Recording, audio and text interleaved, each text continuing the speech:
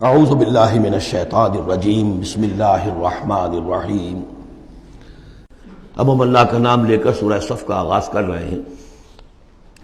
میں آپ کو بتا چکا ہوں کہ جو 10 صورتیں ہیں مدنی، سورہ حدید سے سورہ تحریم تک، ان میں بالکل درمیان میں جو یہ جوڑا ہے سورہ صف اور سورہ جمعہ، اس کی امتیازی شان اسی سے نظر آ جاتی ہے کہ دونوں کا آغاز تسبیح سے ہوا ہے، ورنہ اب تک یہ تھا سورہ حدید کا آغاز سبح للہ ما فی السماوات والارض، پھر سورہ مجادلہ میں وہ بات نہیں، پھر سورہ حشر میں سبح للہ ما فی السماوات وما فی الارض، پھر سورہ ممتحنہ میں وہ بات نہیں۔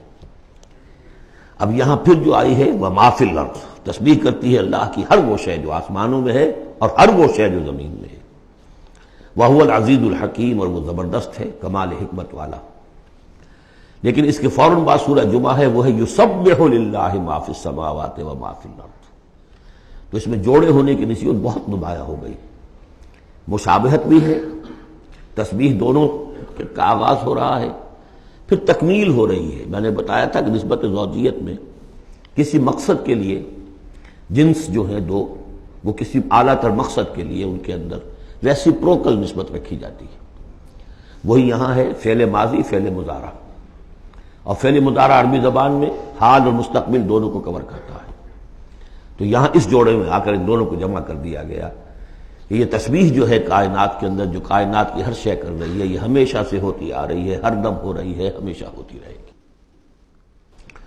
یہ سورہ مبارکہ، جیسا کہ میں نے کل آپ کو بتایا تھا، سورہ حدید کی جو آیت ہے، جس کو میں نے عرض کیا تھا، اگرچہ وہ لفظ اچھا نہیں ہے، عریاں اور ننگا، واقعتاً یہ ہے کہ پورا عریاں اور ننگا فلسفہ انقلاب سورہ حدید کی آیت نمبر 25 میں ہے۔ انقلاب کس لیے لایا جاتا ہے؟ فرانس کا ریولوشن کیوں آیا تھا؟ ظلم ہے، بادشاہ لوگ بیٹھے ہوئے ہیں، عیش کر رہے ہیں، لوگ کسان ہیں، مزدور ہیں، وہ کام کرتے ہیں، ٹیکس دیتے ہیں، یہ عیاشیاں کرتے ہیں بدماش لوگ، ظلم ہے، ختم ہونا چاہیے۔ لوگوں نے جانے دی، ہزاروں نے جانے دی، پھر شکل کیا بن گئی کہ وہ تو ایک بظاہر ڈیموکریسی، عوام کی حکومت، حقیقت میں سرمایہ داروں کی آمریت قائم ہو گئی۔ ظلم ہے، مزدور کارخانے کے اندر کام کر رہا ہے، اس کے بچہ جو ہے بھوکا مر رہا ہے، یا وہ اگر بیمار ہو گیا تو اس کی دوا نہیں ہے، اور اس کی محنت اور مزدوری سے جو عیش کر رہے ہیں، لال پری جو ہے ان کے شام کو جو ہوتی ہے، ان کے جام میں وہ کیا کیا ہوتی ہے، علامہ اقبال نے کس قدر تلخ حقیقت کہی ہے۔ یہ کیا ہے؟ مزدور، خواجہ از خونے رگے مزدور سازد لال ناب، یہ سرمایہ دار جو ہیں، یہ مزدوروں کے رگوں کی خون جو ہے سرخ، اس سے کشید کر کے اپنی وہ لال پری جو ہے شام کو پیتے ہیں بیٹھ کر۔ انقلاب ہے، انقلاب ہے، انقلاب۔ نتیجہ یہ ہوا کہ بولشوک ریولوشن آیا، پھر مصیبت، اب ایک پارٹی ڈکٹیٹرشپ قائم ہو گئی، آسمان سے گرے، کھجور میں اٹکے، کھجور سے گرے، کسی کھائی میں جا گرے۔ یہ سارا چکر کیوں ہو رہا ہے؟ ان سرچ آف جسٹس، یہ ساری جد و جہد انسان کیوں کر رہا ہے؟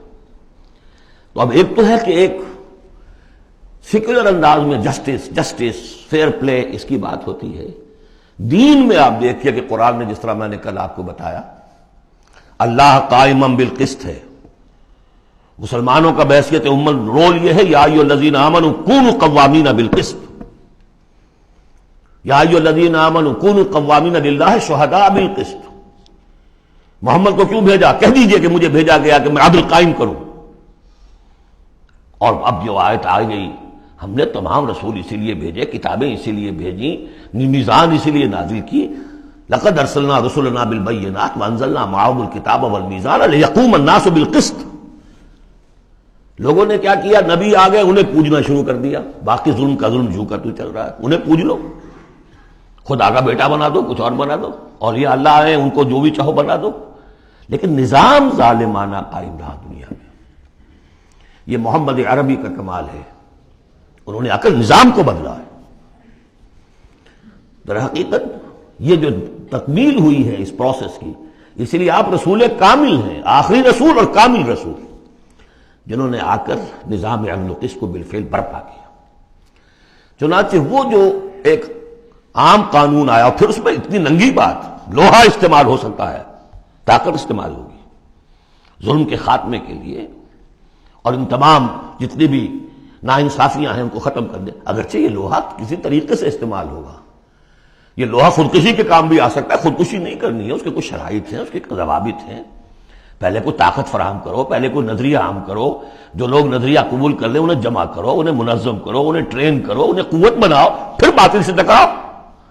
اگر ایسے کھڑے ہو جاؤ گے تو خودکشی ہو جائے گی، نعرہ مارا اور خودکشی ہوگی۔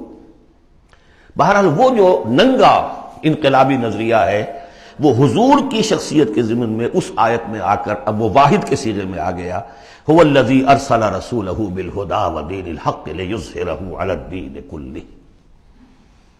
سورہ توبہ میں بھی آ چکی، سورہ فتح میں آ چکی، اب اس سورہ مبارکہ کا مرکزی مضمون وہی ہے، لیکن اس کے یوں سمجھ لیجئے کہ یہ اس کے 4 حصے کر لیجئے، 4 آیتیں، پھر 4 آیتیں، پھر 4 آیتیں۔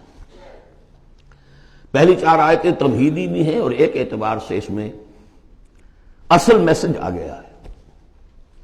دوسری 4 آیتوں میں سابقہ امت مسلمہ یعنی یہود کا طرز عمل ہے۔ تیسری آیت میں بعثت محمدی کا مقصد اور اس کے لیے مسلمانوں کو دعوت جہاد۔ 12 آیتیں یہ ہو جائیں گی۔ 2 آیتیں پھر بڑی خاص قسم کی ہیں کہ جو لوگ اس سورت کے پیغام کو قبول کریں اور اختیار کر لیں ان کے کیا کیا مدارج ہیں، دنیا میں کیا ہے، آخرت میں کیا ہے۔ صدق اللہ العظیم۔